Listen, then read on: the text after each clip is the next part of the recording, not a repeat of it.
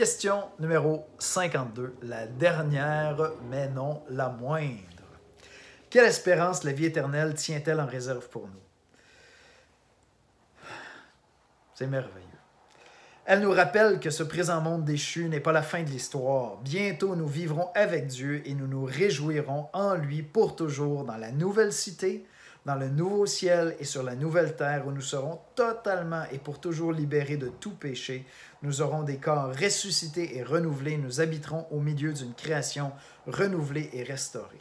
Écoutez, pendant plusieurs années, à ma plus grande honte, mais je pense que c'est l'expérience de bien des chrétiens, au début de ma vie chrétienne, lorsque je contemplais la possibilité future d'être réuni avec Dieu pour l'éternité, je me disais, quand même, est-ce qu'on ne va pas s'ennuyer un peu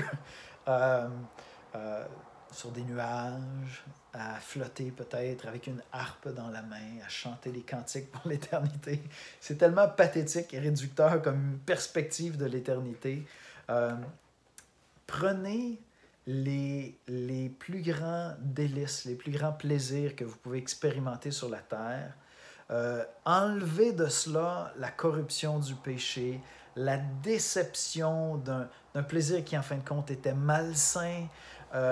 Enlevez tout le mal que vous faites aux autres et que les autres vous font. Et faites exploser ça de manière exponentielle parce que ça ajoute à cela. Non seulement plus aucune entrave qu'apporte le péché, une nature déchue, un monde déchu, mais la présence réelle, absolue, non par la foi, mais par la vue de Dieu lui-même. Et donc, si vous voulez avoir une idée de l'espérance qui nous est réservée dans l'éternité, prenez les plus grands plaisirs que vous pouvez imaginer sur la terre, ce qu'il y a de plus beau, de plus sain pour vos yeux, peu importe. Et imaginez ça exploser de manière exponentielle dans la présence de Dieu. Voilà l'espérance que j'ai. Libéré du péché, libéré du monde déchu. Je ne marche plus par la foi, je marche par la vue. Réuni avec l'être parfait qui est la source de tout bonheur, de tout amour.